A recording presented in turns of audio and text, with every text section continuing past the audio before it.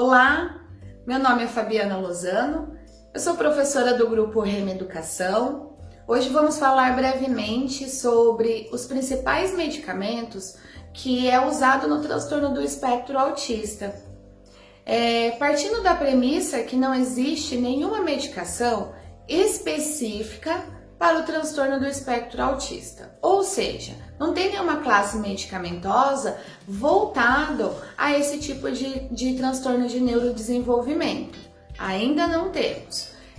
Então, quando se faz a introdução medicamentosa, pensa-se nos comprometimentos dessa criança, nos sintomas que comprometem a funcionabilidade e a qualidade de vida. Os sintomas mais comuns são a agressividade, irritabilidade, a inquietude, a hiperatividade, a insônia. São comportamentos que podem trazer um prejuízo funcional a essa criança.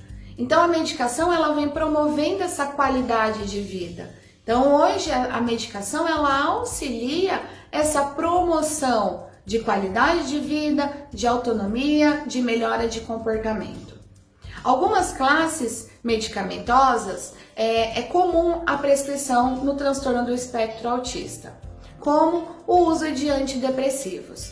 Antidepressivo é uma classe medicamentosa, a sua indicação clínica ela não é restrita somente a pacientes que têm transtornos de humor, transtornos depressivos. O antidepressivo ele é usado também nos transtornos ansiosos, nas fobias, e é nesta perspectiva que se usa hoje o antidepressivo no TEA. Então é para obter uma melhora nas fobias, nos comportamentos ansiosos, uma melhora também na agitação e até no tratamento de insônia. Outra classe medicamentosa que é muito comum a prescrição são os estabilizadores de humor. O carbonato de lítio é uma medicação que faz parte dessa classe. Junto com o funcionamento dos estabilizadores de humor, que no caso o carbonato de lítio, pensando lá na farmacocinética, na farmacodinâmica, nós temos também os anticonvulsivantes. Os anticonvulsivantes, eles também melhoram essa questão do humor. Então, é a manutenção de um humor eutímico, que é um humor adequado, um humor padrão, né? Esse humor padrão, ele melhora comportamento. Então, uma criança que tende a ter um comportamento mais agitado, os estabilizadores de humor auxiliam a uma manutenção de um comportamento mais adequado. Outra medicação usada são os estimulantes. Acredito que vocês já tenham ouvido falar em medicamentos que fazem parte dessa classe. A Ritalina, o Concerta, são medicamentos que são classificados como estimulantes.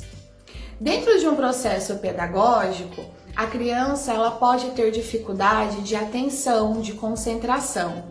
A medicação dessa classe dos estimulantes auxiliam, promove uma melhora nesse processo de atenção e também de concentração, podendo trazer uma resposta melhor no contexto escolar.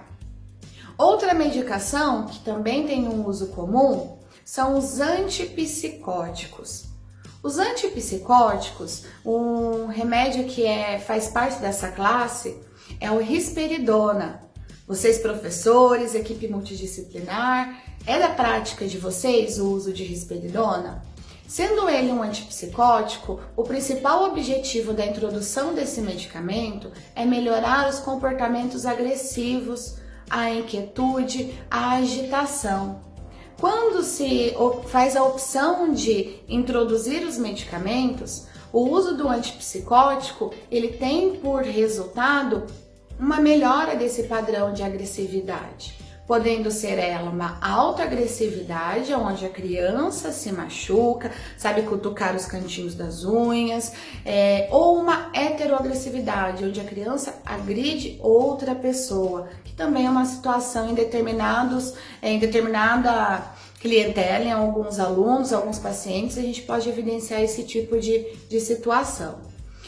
Os antipsicóticos, o risperidona, fazendo parte dessa medicação, nós temos vários estudos que comprovam a sua eficiência, que tem um resultado muito positivo.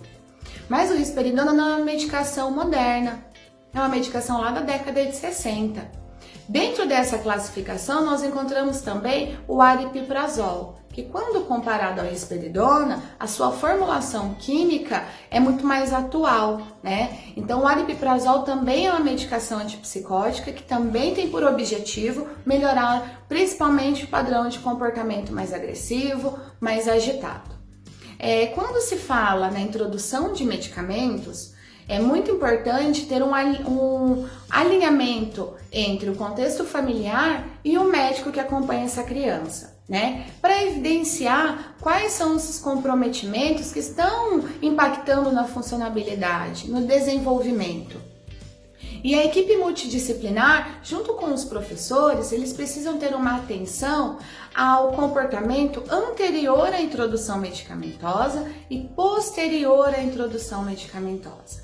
Então, avaliando se houve uma melhora significativa desses comportamentos do que anteriormente estava bem afetado, né? Então, é importante esses professores relatarem, escreverem, colocarem em relatório, em ata, a equipe multidisciplinar considerar também a importância desse viés anterior à introdução medicamentosa e posterior. Principalmente porque alguns medicamentos eles podem produzir quadros de sonolência, né? E essa sonolência ela pode trazer um prejuízo funcional dentro da sala de aula, dentro dos consultórios, no momento que era para estar realizando uma intervenção. Então, são sinalizadores que ficam bem importantes, bem pontuais, quando uma criança faz uso de determinados medicamentos. Então, recapitulando, não existe uma medicação específica para o TEA. Trata-se desses sintomas que trazem um prejuízo à funcionabilidade, né? Visto o nosso contexto real, muitos dos nossos pacientes, dos nossos alunos, dos filhos, eles vão fazer uso dos medicamentos. E é importante sabermos também que a partir do momento que se introduz determinados medicamentos, eu dou margem para as reações adversas, né? Então, como um exemplo, o antidepressivo. Quando faz uso do antidepressivo, pode ser que essa criança sinta a sensação de boca seca, né? Que nós chamamos de cialosquese, que é uma sensação de boca seca, de uma diminuição da produção de saliva. Então é algo que é bem importante os professores estarem cientes, a equipe multidisciplinar, os pais, porque vai ter que ofertar uma quantidade maior de água, de hidratação para essa criança.